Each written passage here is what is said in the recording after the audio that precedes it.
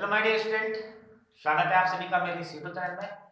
मैं सुरजीत शाह दुबई में एक पर्सनल ट्यूशन संस्थान का संस्थापक एवं एजुकेटर आप सभी का स्वागत करता हूं आज के इस नए जो है कि वीडियो सेशन में। तो आज हम बात करने जा रहे हैं क्लास 12th अल्टरनेटिंग करंट, प्रत्यावर्ती धारा। जैसे कि बच्चे कह रहे थे कि सर आप अल्टरनेटिंग करंट पढ़ाइए, थोड़ा रिवाइज हो जाएगा, तो इसलिए मैंने ऑप्टिक्स वाली सीरीज को थोड़ा सा बीच में रोक दिया। जैसे मैं ये अल्टरनेटिंग करंट पढ़ाऊंगा उसके बाद वापस से ऑप्टिक्स आपका स्टार्ट होगा, ठीक है ना। तो देखिए, जैसे कि आपको पता है जो करंट है, इलेक्ट्रिसिटी दो टाइप की होती है।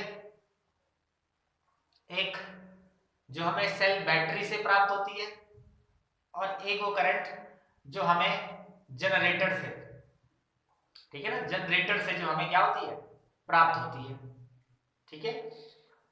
देखिए, करंट बेसिकली आज के टाइम में आप जानते हैं कितना जरूरी है हर किसी चीज के लिए, ठीक है ना। तो इस करंट को हम डिवाइड करते हैं दो फॉर्म में।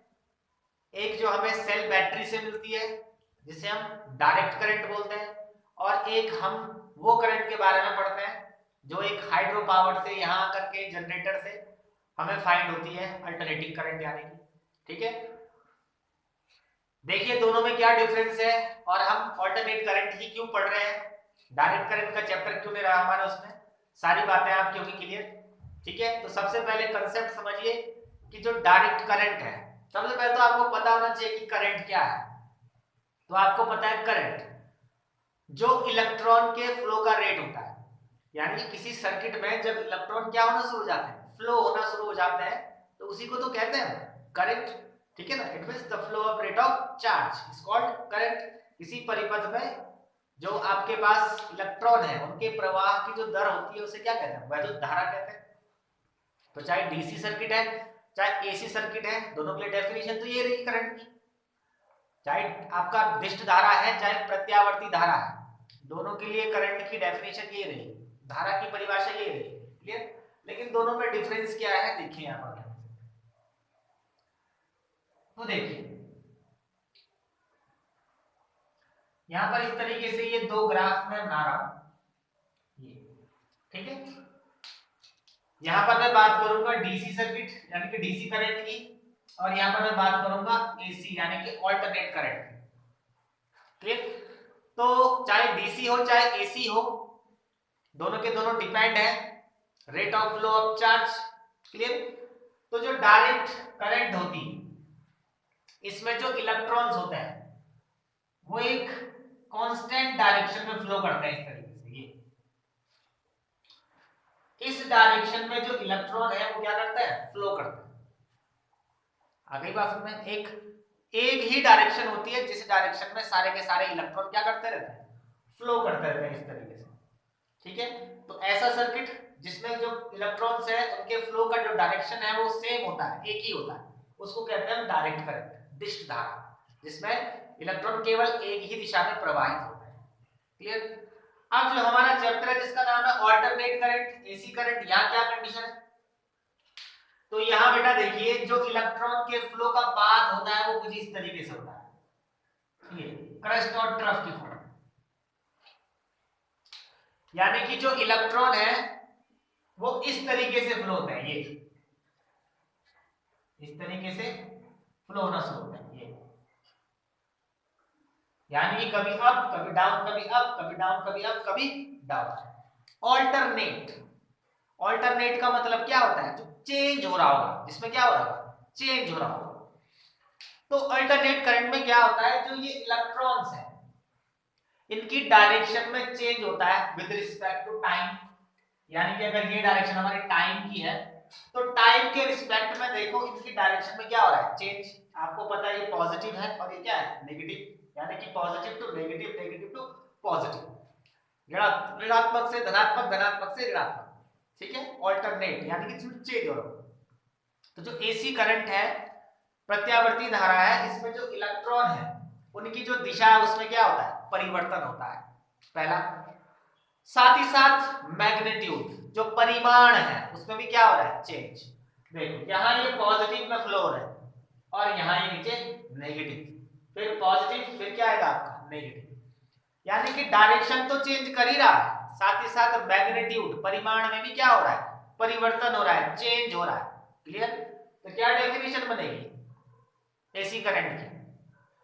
प्रत्यावर्ती धारा, यानी कि वह धारा जो परिमाण व दिशा में क्या होती है, परिवर्तन होती है, परिमाण व दिशा में परिवर्तन होती है और एक चक्र के बाद पुनः क्या होती है, रिपीट होना शुरू हो जाती है।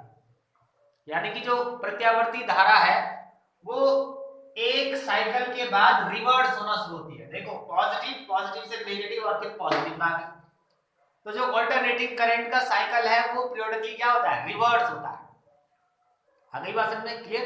तो ऐसा करंट जो टाइम के रिस्पेक्ट में अपना डायरेक्शन और मैग्नीट्यूड क्या करता है, चेंज करता है, जो समय के साथ अपने दिशा और परिमाण में परिवर्तन करता है, उसी को कहते हैं अल्टरनेटिंग करंट यानी कि प्रत्यावर्ती धारा, जो मैंने आपको इस तरीके से समझाया। ठीक है? क्योंकि यहाँ इलेक्ट्रॉन कंटिन्यूअसली अपनी जो डायरेक्शन और मैग्नीट्यूड है उसमें चेंज करता है, पॉजिटिव पॉजिटिव नेगेटिव, फिर पॉजिटिव फिर negative, positive negative.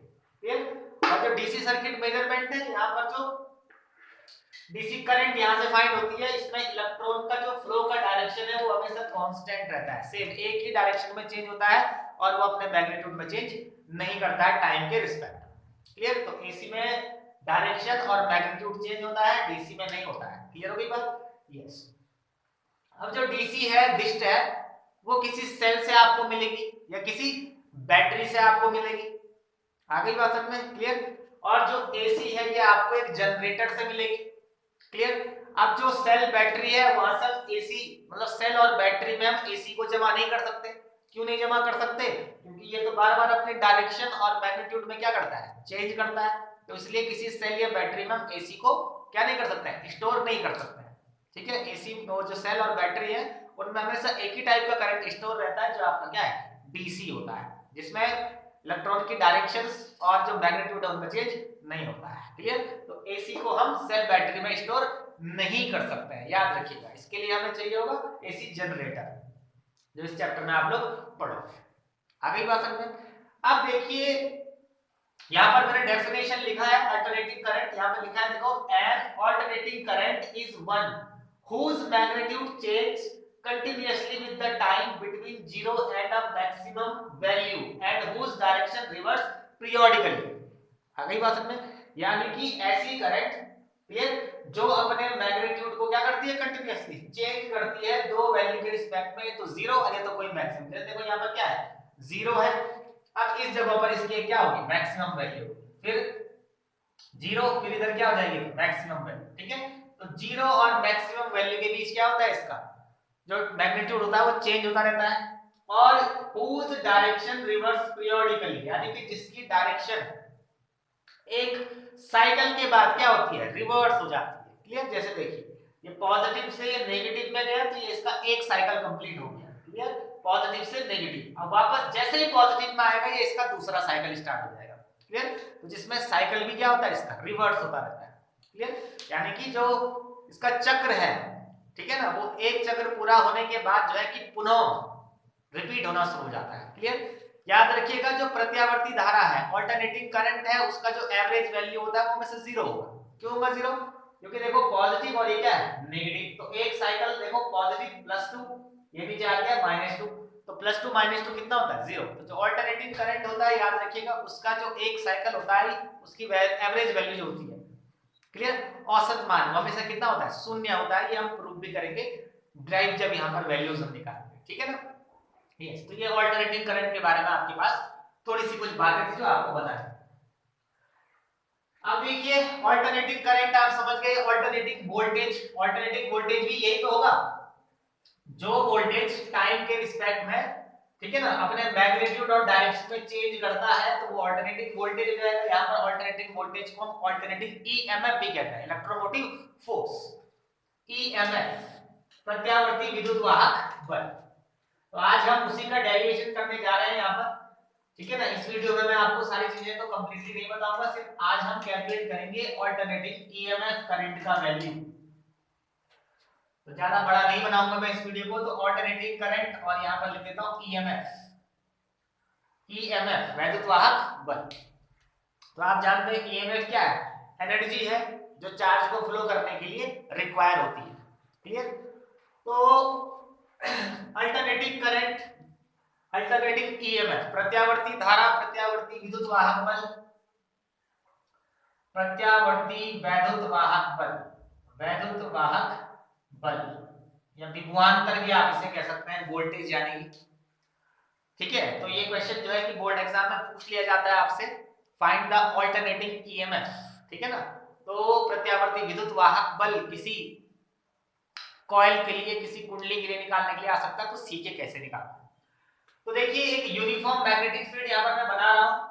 Uniform magnetic field का मतलब होता है जहां पर सब मैग्नेटिक फील्ड लाइंस की डायरेक्शन सेम होती है। ठीक है, तो ये बी आप जानते हैं मैग्नेटिक फील्ड को रिप्रेजेंट करता है, आपने पढ़ा होगा इससे पहले। ठीक है ना, ईएमआई इलेक्ट्रोमैग्नेटिक इंडक्शन, तो वहां पर आपको सिखाया होगा। तो एक यूनिफॉर्म मैग्नेटिक फील्ड है जहां पर मैं कॉइल, ठीक है ना, एक रेक्टेंगुलर कॉइल यहां पर लेते हैं,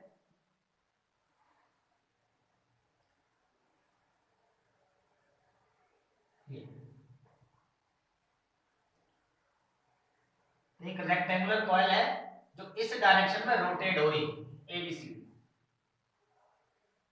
इस तरीके से। ठीक है, तो इस तरीके से ये कॉइल मैग्नेटिक फील्ड पर रखे क्या होगी, रोटेट हो रही होगी। ठीक है ना, तो देखिए इस तरीके से आगे,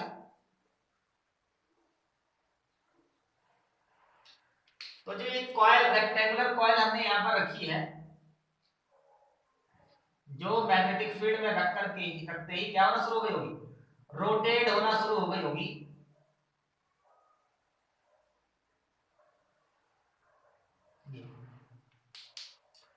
तो जब वो रोटेट होगी तो एक एंगल के साथ, क्योंकि उसमें एंगुलर वेलोसिटी आई, ठीक है, ये इस तरीके से आपका क्या है, magnetic field lines, uniform magnetic field, जहां पर मैग्नेटिक फील्ड की डायरेक्शन क्या होती है, सबकी सेम होती है। तो देखिए यहां पर जो ये कॉइल है, जब ये रोटेट होना शुरू होगी तो मैग्नेटिक फील्ड के साथ एक एंगल बनाएगी थीटा, थीटा। क्लियर। लेकिन ये रोटेट हो रही है कहीं ना कहीं, तो यहां पर उसको हम एंगुलर वेलोसिटी की फॉर्म में पढ़ेंगे, तो ओमेगा टी यानी कि टाइम के रिस्पेक्ट में जो कॉइल है, ठीक है ना, वो रोटेट हो रही है, एंगल में चेंज आ रहा है, तो थीटा यहां पर किससे, ओमेगा टी से हम लोग रिप्रेजेंट करते हैं, यानी कि जैसे sin थीटा cos थीटा होता है, तो यहां पर cos omega T sin omega t. Clear, क्योंकि एक एंगुलर वेलोसिटी के साथ यहां पर ये कॉइल क्या हो रही है, रोटेट करना शुरू हो रही है। ठीक है, तो थीटा यहां पर रोटेशन जैसे ही आएगा तो ओमेगा टी में कन्वर्ट हो जाएगा। क्लियर। और ये प्रोसीजर आपको पता है चलता रहेगा, क्योंकि कॉइल क्या हो रही है, रोटेट हो रही है इस तरीके से। क्लियर। तो जब ये कॉइल को हम मैग्नेटिक फील्ड में रखते हैं और ये रोटेट होना शुरू होती है, तो कितना ईएमएफ ये प्रोड्यूस करती है, कितना इलेक्ट्रोमोटिव फोर्स ये निकालती है, ये हम लोग यहाँ पर कैलकुलेट करेंगे। क्लियर। बाकी ऑल्टरनेटिंग करंट के बारे में आप लोगों को मैंने बता दिया, ठीक है ना। और बाकी एम्पलीट्यूड और जो आपका पीरियड टाइम हो गया, फ्रीक्वेंसी हो गया, इनके बारे में आप जानते हैं। एम्पलीट्यूड का मतलब क्या होता है, जो मैक्सिमम वैल्यू होती है अल्टरनेटिंग करंट की या अल्टरनेटिंग वोल्टेज की या अल्टरनेटिंग ईएमएफ की, मैक्सिमम वैल्यू, मैक्सिमम वैल्यू को क्या बोलते हैं, एम्पलीट्यूड, आयाम। ठीक है, प्रत्यावर्ती धारा के अधिकतम मान क्या बोलते हैं, आयाम, मैक्सिमम वैल्यू।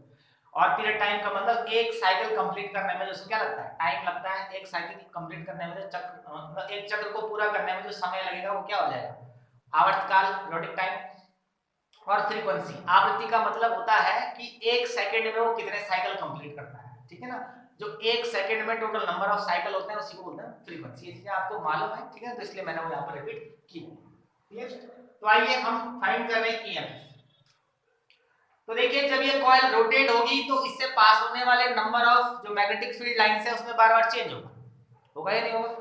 जब ये कॉइल यहाँ पर रोटेट होना शुरू होगी इस तरीके से, तो इसमें जो नंबर ऑफ ये मैग्नेटिक फील्ड लाइंस हैं इनमें बार बार क्या होगा, चेंज होगा। तो मैग्नेटिक फील्ड लाइंस में चेंज होना यानी कि मैग्नेटिक फ्लक्स में क्या होना, चेंज होना। क्लियर।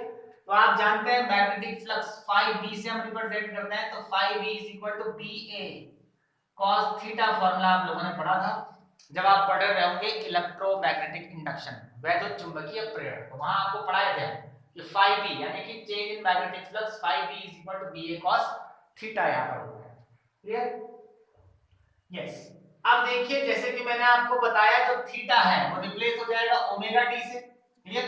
तो क्या बोलेंगे इसको, phi B is equal to B A cos theta की जगह जाएगा कॉस ओमेगा टी।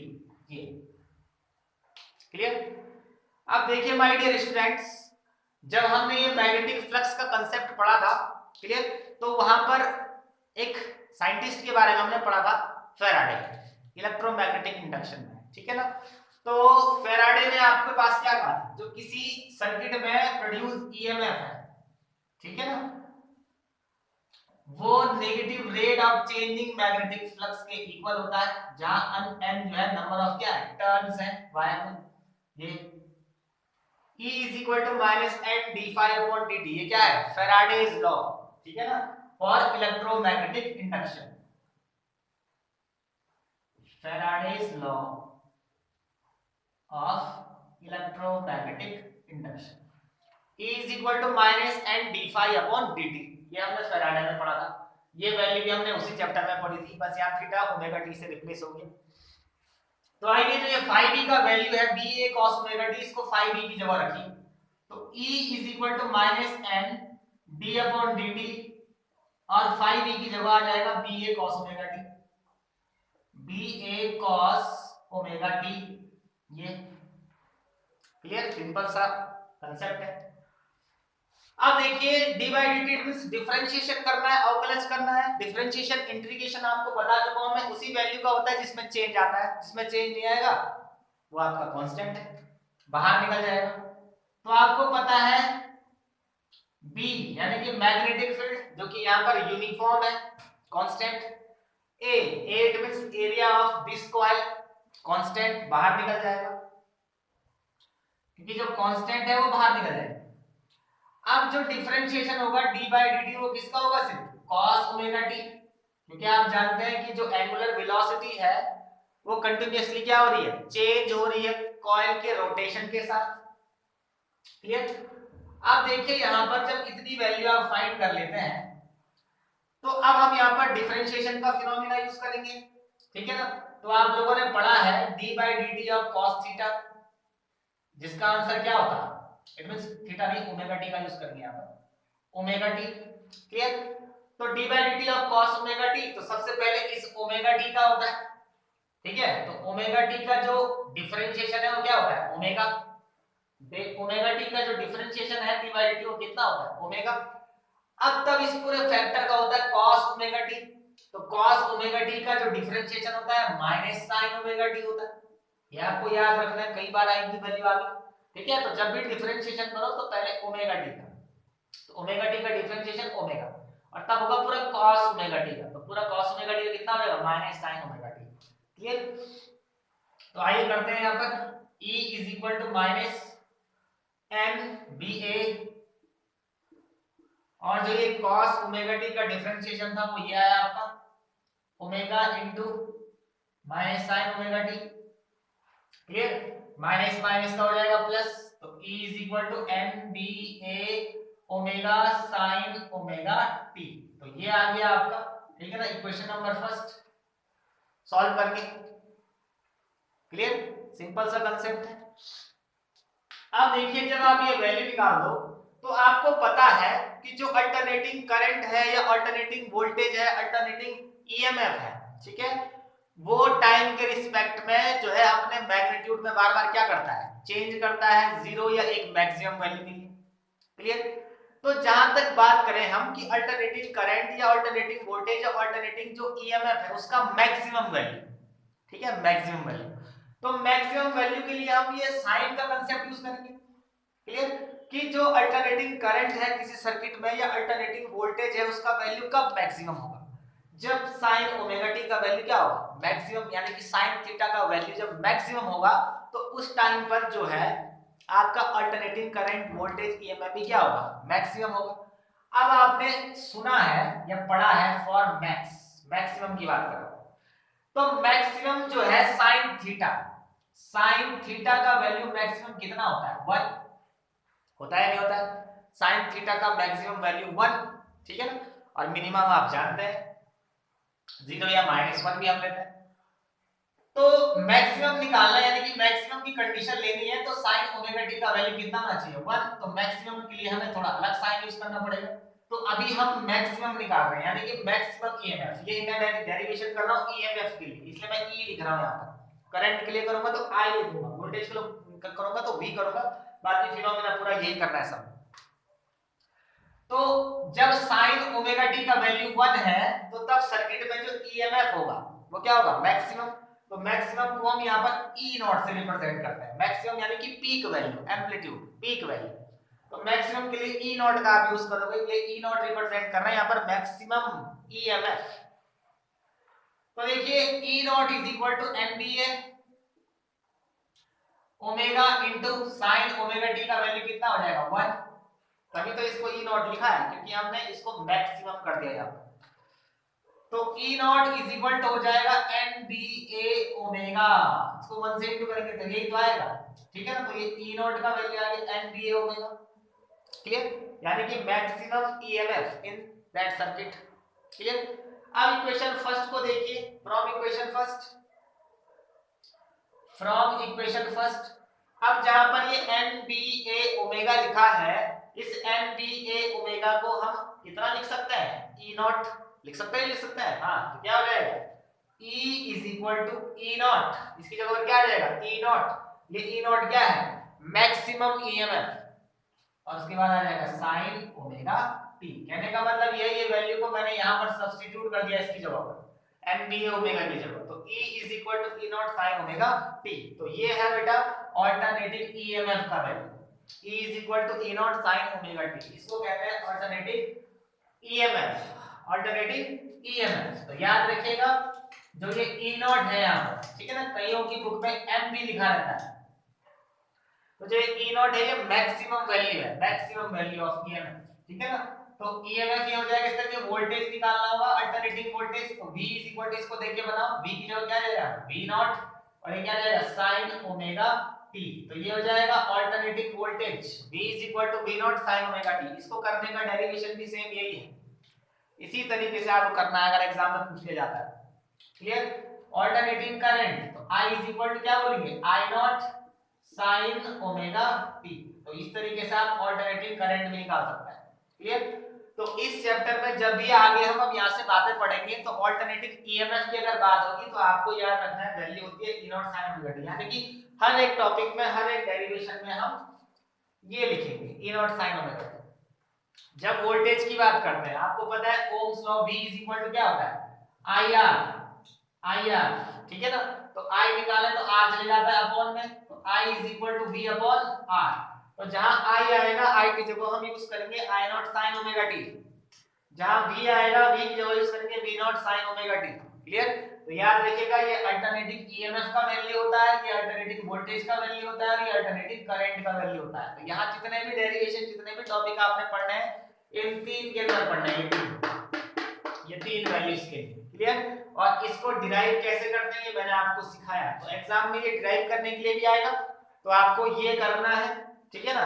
और आगे अगर इसकी बाकी चीजें भी आएंगी तो आगे आपको जो है कि सिखाएंगे हम अगली वीडियो में, ठीक है ना। यहाँ पर अब हम लोग जो है कि एवरेज वैल्यू निकालेंगे अल्टरनेटिंग करंट की, रूट मीन स्क्वायर निकालेंगे, एवरेज पावर निकालेंगे अल्टरनेटिंग करंट। तो बहुत सारे टॉपिक हैं। तब उसके बाद आपको पता है different type of alternating current circuit है, ठीक है ना। जब सर्किट केवल रेजिस्टेंस कैरी करता है, या सिर्फ इंडक्टर कैरी करता है, या सिर्फ कैपेसिटर कैरी करता है, या फिर आपका सीरीज जो कॉम्बिनेशन होता है एलसीआर तीनों का, ठीक है ना, इंपॉर्टेंट होता है बोर्ड एग्जाम के लिए। बाकी ट्रांसफार्मर जो है कि आपका वाटलेस करंट, जो कॉइल, ये सारी टॉपिक आपने इसी में पढ़ना है, ठीक है। तो बोर्ड एग्जाम में एक क्वेश्चन आपका इस चैप्टर से बनेगा ही बनेगा, ठीक है। तो आज मैं आपको सिर्फ बस इंट्रोडक्शन लेके आया था, अल्टरनेटिंग करंट क्या होता है और कैसे अल्टरनेटिंग ईएमएफ, वोल्टेज या करंट फाइंड करते हैं हम लोग, ठीक है। तो ये मेथड होता है इन तीनों को निकालने का। अल्टरनेटिंग वोल्टेज निकाला तो ये V हो जाएगा सब जगह, अल्टरनेटिंग करंट निकाला तो I हो जाएगा सब जगह, क्लियर। तो ध्यान से देखिएगा, इसको सीखिएगा, क्योंकि ये भी इंपॉर्टेंट टॉपिक है, आया है एग्जाम में, ठीक है।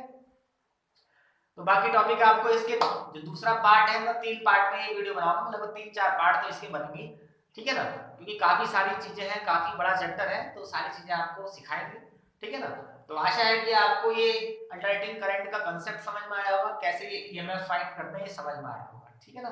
अगर आपको ये बातें समझ में आई तो आप जो है कि इस वीडियो को लाइक शेयर और सब्सक्राइब जरूर करें, ठीक है ना। देखिए बेटा, आप कई सारे बच्चे जो है वो सिर्फ वीडियो देख रहे हैं लेकिन चैनल को सब्सक्राइब नहीं कर रहे हैं। तो बस एक ही चीज तो आपसे मांगते हैं, बाकी कुछ थोड़े ना मांग रहे हैं आपसे, कोई फीस नहीं मांग रहे हैं, कुछ नहीं मांग रहे हैं, बस इतना ही तो है कि थोड़ा आप चैनल को सब्सक्राइब जरूर करें और इस वीडियोस को शेयर जरूर करें, ठीक है ना। ताकि हमें भी तो आपका सपोर्ट मिलना चाहिए। अगर सब्सक्राइब नए लोग चैनल को करेंगे तो फिर हम भी डिमोटिवेट ना हो, ठीक है ना। तो इसलिए चैनल को सब्सक्राइब जरूर करें, ठीक है।